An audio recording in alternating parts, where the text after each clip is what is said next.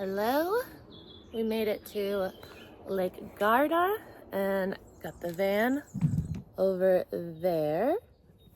I don't understand how this could be going on, but there's always something in van life, and so I'm just learning to take it step by step, day by day.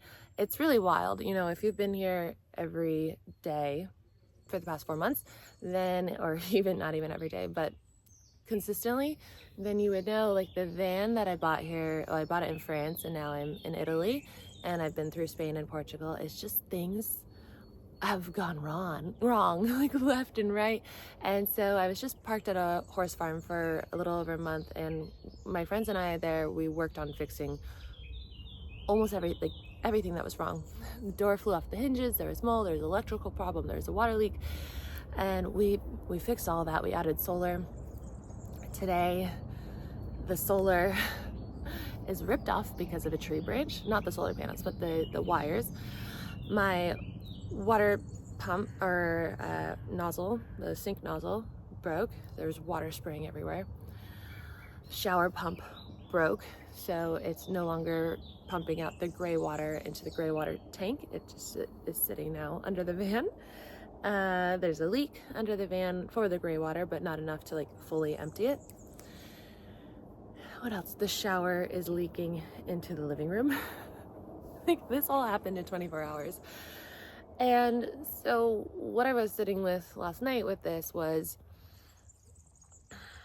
is this my sign that, this lifestyle, this current band, maybe right now, isn't for me? Like, maybe, these are all signs that I need to change it and sell it or do something else.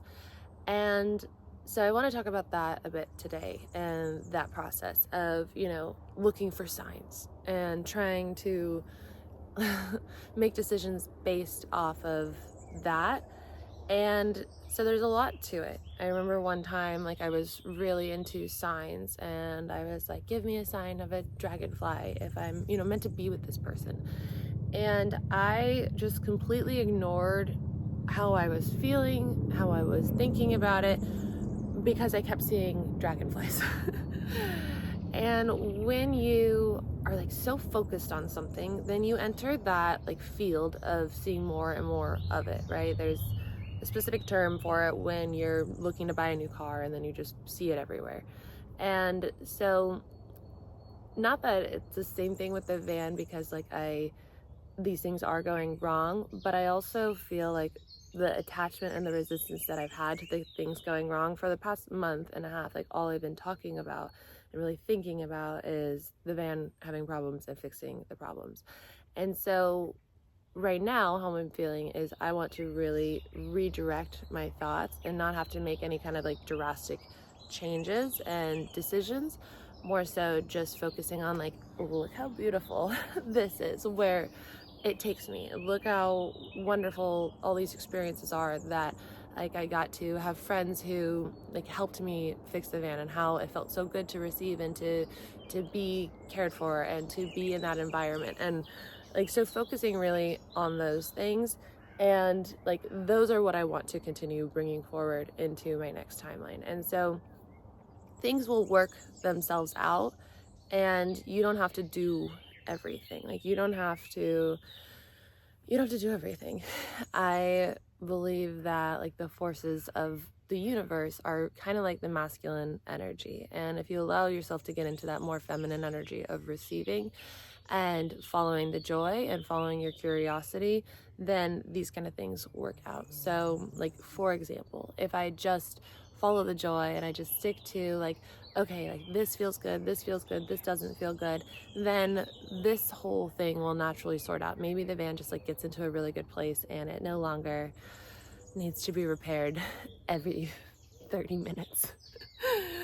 Or, maybe something else comes up. Maybe the perfect sailboat comes up. Maybe there's like a living situation that comes up. Maybe, whatever. But being open, I think that that's the other thing that like I really want to talk about, is being on the farm really changed me in a lot of ways, because I became so open to a new way of living, a new way of thinking, a new way of interacting, a new way of being.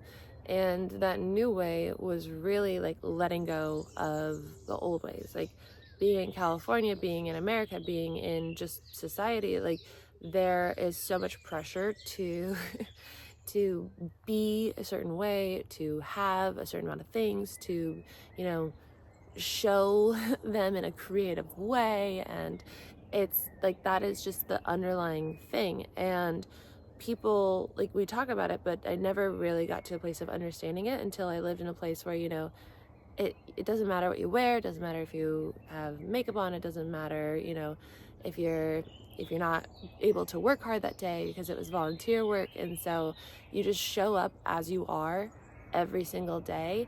And that was like the most healing thing. And like originally I wouldn't, you know, I don't know, put myself in environments like that where there's like ticks everywhere and like tobacco, because I was also like super sensitive to tobacco and mold. And so I just kind of was like, I need to let go of all this and just be open-minded to what's in front of me right now and not try to make big drastic changes and run away. Like obviously I was called to this experience for some reason, and to just sit with it open-minded. And by doing that over the span of over a month, it was like I had the most beautiful experience of finding who I am, like how I'm silly and vulnerable and, you know, special in my own ways, or unique in my own ways. I don't, not special, but unique. Like we all were very unique in our own ways.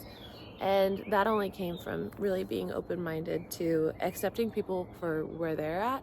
And you can't do that until you fully accept yourself for where you're at. And being okay with, you know, when I showed up, I was very closed off. Like I, I kind of like hid in my van maybe for a few days, and they told me like they thought that I was a snob, but they also remained, some of them, one of them, I love her, remained open-minded for me to come out of that, and to show them like, you know, actually I'm not that. And to be patient with people, to be patient with yourself, to be patient with your life, your circumstances, and to release attachment to, you know, stories that we may form. Like for my friend there who was saying like that she thought I was a snob when I arrived, she was just like realizing like maybe that's my own shit, maybe that's something that I'm holding on to, and like making it so that I initially judge someone who comes to the farm and is closed off and, you know, looks a certain way and things like that. And so to have like those open conversations of like really actively letting go of stories that we create about our experience and just trusting how things are going to be. Like she, owning the farm, trusted that I came to the farm for a reason and that, you know, it would be apparent soon. And so to tie it all together, to be in this van and to be having these things, like I know deep down that everything is going to make sense soon. And, you know, there's a solution for everything. And to take one step at a time, to know that you don't have to know, you know, what's going to happen in a month. Like you don't have to know, definitely don't have to know the 5-year plan. With this new earth energy, like you can't really plan that far ahead. And the hike that I did in Switzerland with my aunt, when I first arrived here, really, like it was a few months ago, we were hiking this giant hike over Lake Como, and it was just so steep down. And I remember like I would look out and I would be absolutely terrified. I would be like this is scary, like I'm not so great with heights. But then I would look like what's right in front of me, and it really wasn't that hard. Like the step that I would have to take wasn't that hard. There was a place for my foot, it wasn't too steep, and then I would just take the next step and it would be fine. And then eventually I was down the mountain having snacks. Great, you know? And so one step at a time, baby. That's the message. So I'm gonna go back to the van, make some coffee, and we are heading to the Dolomites, me and my friend and Arlo. And then we are going to go to Vienna tomorrow, and my friend from California flies in. And so we will travel all throughout Vienna for a week, and I'll drop her back off in Vienna, and then I will decide where to go from there. So if you like this video, you want to see more, please give it a thumbs up, subscribe if you are new here, leave a comment if you feel called to do so, and I will see you in tomorrow's video.